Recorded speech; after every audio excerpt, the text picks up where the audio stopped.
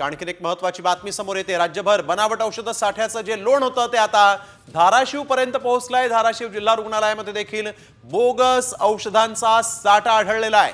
अन्न औषध विभागानं 200 गोळ्यांचे सॅम्पल घेतलेले आहेत। अन्न आणि औषध विभागाच्या अहवालाची आता प्रतीक्षा आहे। त्यामुळे राज्यभरात जे बनावट औषधांचं लोण होतं ते आता धाराशिव पर्यंत जाऊन पोहोचलेलं आहे आणि अन्न औषध विभागाच्या आता अहवालाची प्रतीक्षा आहे। कारण अन्न आणि औषध विभागानं या ठिकाणी येऊन 200 गोळ्यांचं सॅम्पल घेतलेलं आहे। त्यामुळे धाराशिव जिल्हा रुग्णालयामध्ये देखील बोगस औषधांचा हा साठा सापडल्यामुळे आता मात्र चिंता व्यक्त होतीये। राज्यभरात या बोगस औषधाचा विळखा वाढत चालल्याचं दिसतंय। आणखीन एक महत्त्वाची बातमी समोर येते। राज्यभर बनावट औषध साठ्याचं जे लोण होतं ते आता धाराशिव पर्यंत पोहोचलंय। धाराशिव जिल्हा रुग्णालयामध्ये देखील बोगस औषधांचा साठा आढळलेला आहे।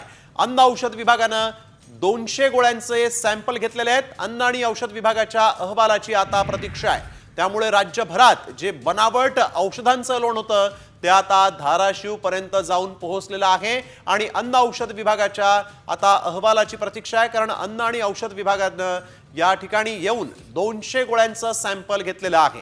त्यामुळे धाराशिव जिल्हा रुग्णालयामध्ये देखील बोगस औषधांचा हा साठा सापडल्यामुळे आता मात्र चिंता व्यक्त होतीये। राज्यभरात या बोगस औषधाचा विळखा वाढत चालल्याचं दिसतंय।